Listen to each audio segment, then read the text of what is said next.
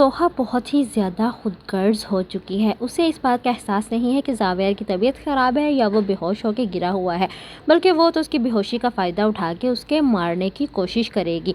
दूसरी तरफ ज़रका भी चाहती है कि जिस तरह सोहा ने अमीर बकरा फंसाया है, मैं भी किसी बड़े अमीर बकरे को फंसाती हूँ।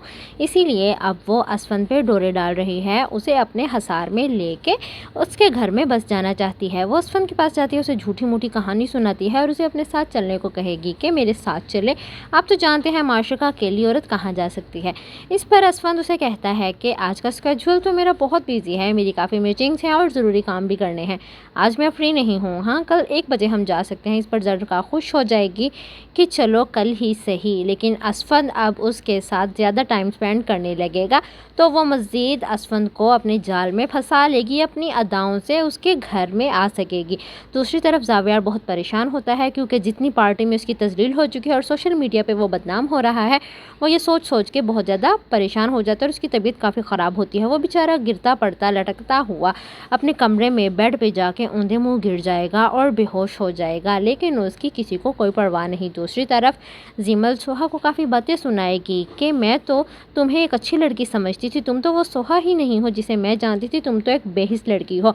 तुम्हारी वजह से मेरे घर की बात हर एक को पता चल गई है। तुम तो आजकल सोशल मीडिया की ज़ीनत बनी हुई हो। तुम्हारी वजह से लोगों को पता चल गया है कि हमारे घर में क्या चल रहा है। तुम ज़ावियर भाई को डिज़र्व ही नहीं करती, तुम एक बेहिस लड़की हो। उसे काफ़ी बातें सुनाती है, लेकिन सोहा को इस सब से कोई फ़र्क नहीं पड़ता। सोहा तो बस हर वक्त यही सोचती रहती है कि वो किस तरह ज़ावियर से अपनी जान छुड़वाए।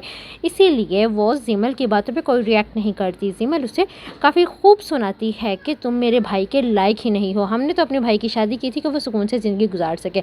फिर जोहा जब कमरे में जाती है और ज़ावियर को ऐसे ऊंधे मुँह लेटा हुआ देखती है तो उसे उसके ज़मीर की आवाज़ आती है।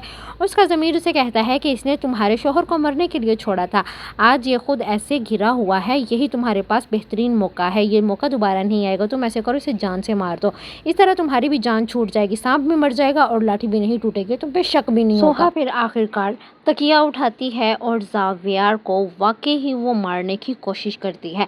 तकिया उठा के ज़ावियर के मुंह पे रख के ज़ावियर का सांस बंद करके उसे मारने की कोशिश करती है। अब देखते हैं कि ज़ावियर के साथ आगे क्या होता है। वो ऐसी बेहिस